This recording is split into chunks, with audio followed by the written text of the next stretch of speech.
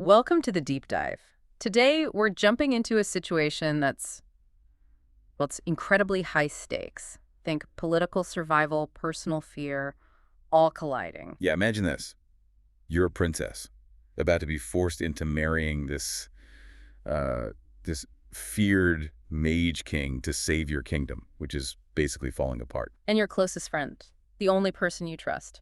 He's secretly an assassin. So the real question isn't just if these kingdoms manage to form an alliance. Right, it's more about how that happens. How do these totally unexpected truths, these hidden connections, how do they completely change the game when everything you thought you knew gets flipped upside down? It's a fascinating setup. We're diving into excerpts from Brigid Kemmerer's novel, Warrior Princess. Fantastic book, really digs into some complex themes. And that's our mission today. Unpack this story. Unexpected alliances, yeah, but also hidden betrayals and the surprising courage and connection that pops up. You've got this princess, this warrior king, this assassin all thrown together. It's a desperate fight, really. Absolutely. We'll explore power, loyalty, what happens when your assumptions are challenged. Because sometimes maybe challenging those assumptions is the only path forward, you know? Well, a princess's predicament. Fear, duty, and a secret friend. Okay, so let's start with Princess Marjoriana Jory. The story immediately throws you into her, sheer desperation. She's basically a political piece on a chessboard, right? About to be married off to King Maddox Chironin Kai from Incendar. A man she's never even met. Exactly. And it's all just to save her kingdom, Astranza, which is struggling. Her father's dying. Her brother, Prince Dane, is manipulative. It's a terrible position. It's worse than terrible. It's basically existential for Astranza. Yeah. They aren't a military power. Their whole strength was meant to be the royal magic. Which skipped Dane, the heir. Right. So with the king dying, suddenly all eyes, all this desperate hope, it lands squarely on Jory. And Dane is absolutely pulling the strings, pushing her towards this marriage. He's not subtle about it. No, not at all. And the writing really makes you feel Jory's fear. It's not just telling you, it's showing you. Yeah. That little detail, her stifling a yelp when the seamstress pricks her while fitting the wedding dress, it says so much about her tension. And the cold. Her room is freezing cold because of the decree. All flames were to be doused before dark. Specifically to avoid attracting Kai's fire magic. That one detail just paints him as this huge, almost mythical threat right away. It's brilliant world building. Kemmerer uses that cold, that lack of fire, to show you Astranza's fear. It's like a physical thing, this terror. And Jory's thinking, she'd almost rather let the dress catch fire than go through with this.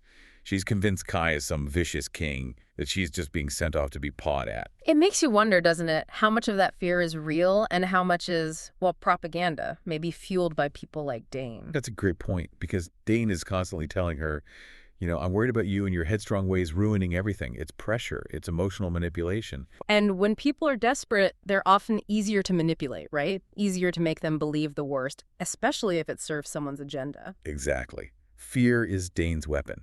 He even drops the news about their father. Father is dying, almost like it's nothing. Just another turn of the screw. Ugh. It really puts Jory in this box, makes her feel like a commodity. And that's where Asher comes in. Her closest friend. Her only friend, really. But he's an assassin.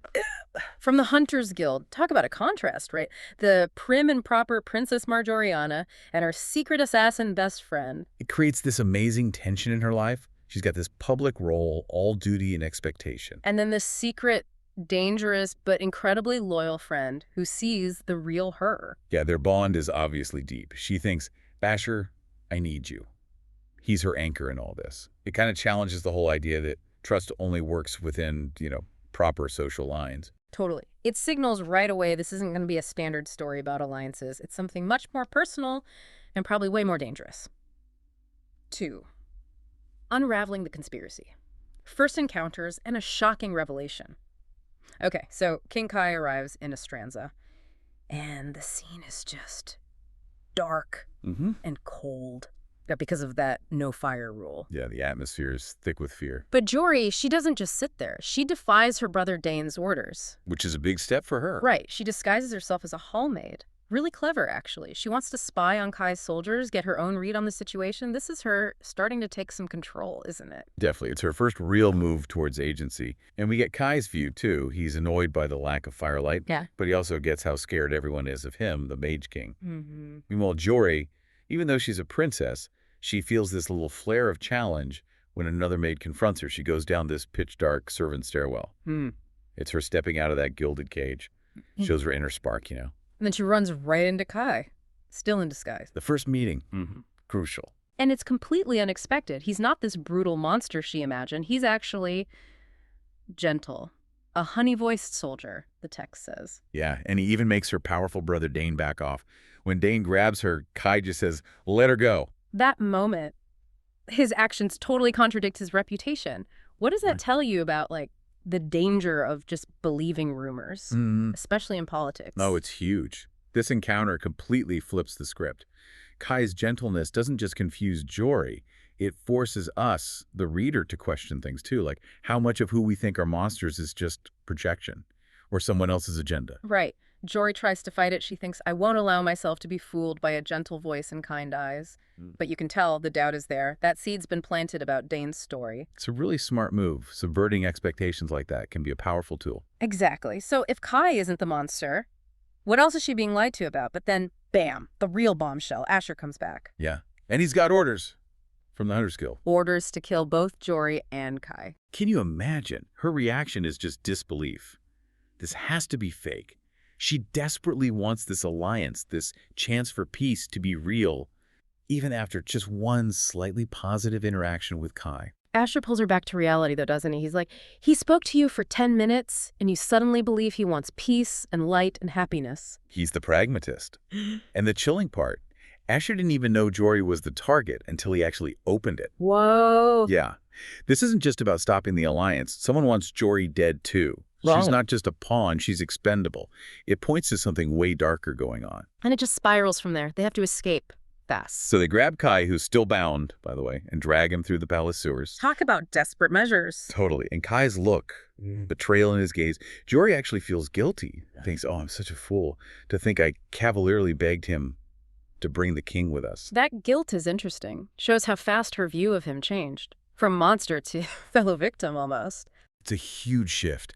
That shared danger, that betrayal they both experienced in different ways, it just forces them together. Like you said, they're literally in the sewer together now, whether they like it or not.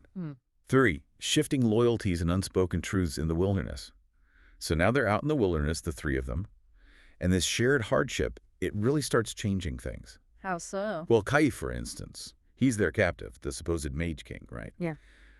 But he acts with this unexpected empathy. Like when Jory's freezing. Exactly. He just says, untie me, I can make it warm. He's more worried about her than being tied up. It totally undermines that fearsome image. He seems like a leader who actually cares about people, even his captors. That's a powerful moment. It makes you and Jory see strength differently. Not just brute force, but caring, practicality. And then we get Asher's side. His vulnerability starts showing. Right, we learn about his past. Indentured servant. Yeah, and the marks on his face from slavers. Yeah. A really traumatic past, being sold off and chained to a post when he was just 16. Wow, so when Kai asks about the marks and Asher snaps, they mean I was stupid. That anger comes from a deep place of shame and pain. Absolutely. It explains so much about him, why he's so fiercely protective of Jory. He knows how cruel the world can be, how vulnerable people are exploited. His confession later, I'm just broken, Jory. It's heartbreaking. It shows how that past still defines him, or how he fears it does. It really connects, doesn't it? Yeah. That universal feeling of how past trauma shapes your present, your trust, everything. Yeah. And you see Jory, who grew up privileged, kind of struggling to really grasp the horror of what Asher went through. How does Kai react to all this? He's watching them, right? Still captive. He starts to see past Asher's tough exterior. He notices the tension around the mention of slavers. Kai's a king, he carries his own burdens, but he seems to recognize a different kind of strength in Asher, the strength of a survivor. So this shared experience, out there in the cold, it's kind of redefining strength for all of them, moving beyond just magic or fighting skill. I think so. Kai sees Asher's resilience, maybe even his vulnerability, as a form of strength. They're all survivors in their own way. And that creates this unlikely common ground, this empathy between supposed enemies. Meanwhile, they're still trying to figure out these assassination orders. The story's getting complicated. Super conflicting. Dane and the guildmaster say they know nothing about it. Yep. But then more hunters show up. So someone is sending them. Right. Kai figures it out pretty quick. He says, it's clear that someone wants me dead, and you as well. Someone in their circle isn't committed to this alliance. The threat isn't just the guild anymore, it's someone inside Estranza's court. Exactly. Which changes everything. Now they're not just running from an enemy, they need to figure out who the hidden enemy is. Someone actively sabotaging the peace. Very real-world politics vibe there. The danger from within. And we also learn more about Kai's own problems back home. It's not just his reputation. No, Incendor is in real trouble. Droughts, bad crops. And his people blame him. His fire magic. Yeah, the irony is brutal, because his soldiers are apparently experts at stopping fires. But the people are desperate, scared. They confront him, like, if you can't help us, what good are you? Oof, that's rough. Plus, he's got his sister, Victoria, who's very sensitive. He mentions that introducing new variables to Victoria's environment is always risky. So he's juggling this public crisis, the distrust, and personal family concerns. When Jory reminds him you are their king, it really hits home, doesn't it? The sheer weight of that responsibility. It's not just power, it's burden. It really humanizes him. Shows that leadership isn't just about giving orders, it's about carrying the weight, even the unfair blame, and protecting people on multiple levels, political and personal. And somehow, amidst all this chaos, this survival situation, the connections between Jory, Asher, and Kai get even deeper and more complicated. Yeah, the lines start blurring. Jory realizes friend suddenly feels like the wrong word for Asher. And there's that scene. It gets pretty intense emotionally and physically between Jory and Asher exploring their feelings. And Kai observes it all. He even says something like, she's in love with you, Asher. You love her back. But I've seen his attraction to us both since the first day.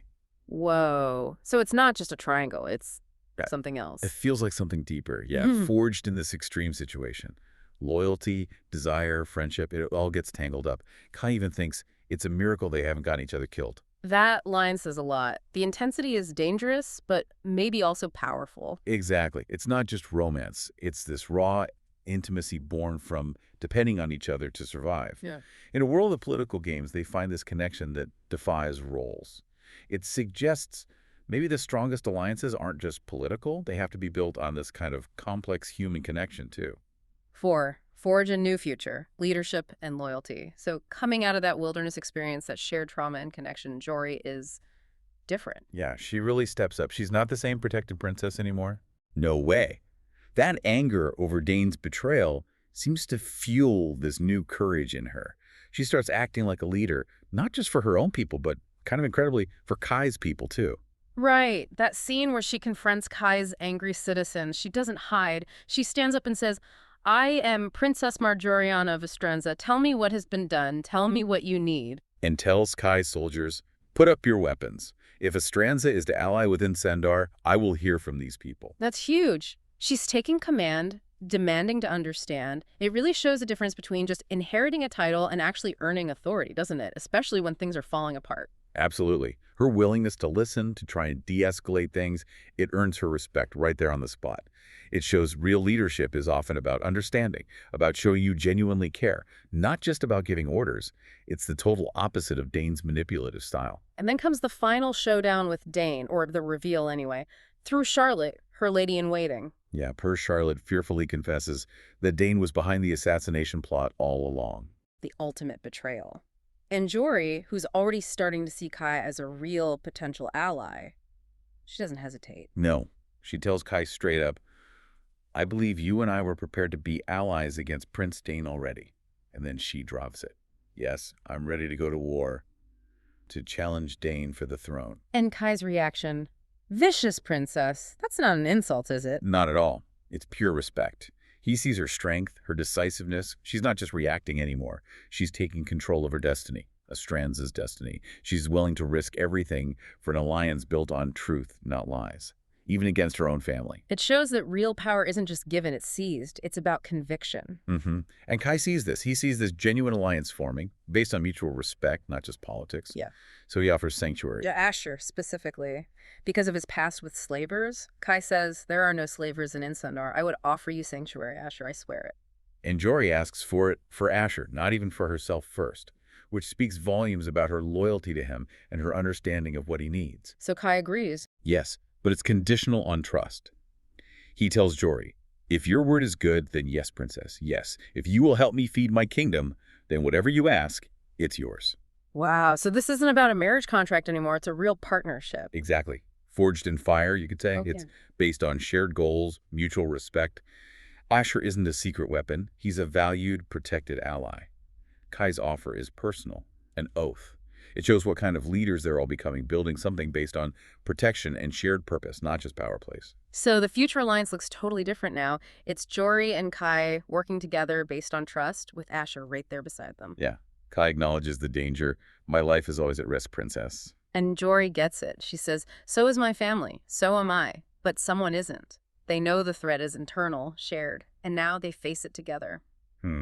Wow. Okay, so this deep dive into Warrior Princess, it really highlights something powerful, doesn't it? How resilient people can be when pushed. When everything gets turned upside down, when you actually embrace vulnerability, make real connections, that's where unexpected strength comes from. Yeah, not just in people, but in the alliances they build. It really makes you think. In a world that's often about political games, about fear passed down through generations. Right. What kind of alliances can actually survive the really tough tests, the fire and ice moments? And what are leaders truly willing to risk? Yeah. What's the personal cost they'll pay or maybe should pay for the good of their people? Especially when doing good might mean challenging the very source of their own power. That's a heavy question. Definitely something to mull over. Indeed. Something to think about until our next deep dive.